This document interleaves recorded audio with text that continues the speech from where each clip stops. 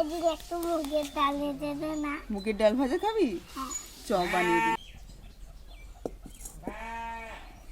কড়াই গরম হয়ে গেছে, এর মধ্যে সাদা তেল দিয়ে দেবো।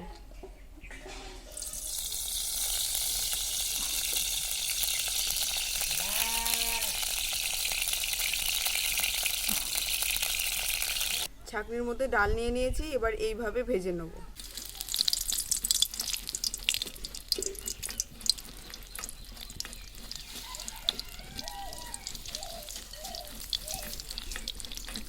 ভাজা হয়ে গেছে, এই কাগজের উপরে ঢেলে দেবো। ভাজা হয়ে গেছে, এর মধ্যে বিট লবণ দিয়ে দেবো। এর মধ্যে গুঁড়ো লঙ্কা দিয়ে দেবো,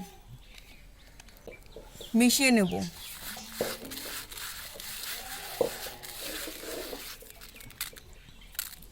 এনে মিষ্টু খেয়ে দেখ কেমন হয়েছে তোর ডাল ভাজা।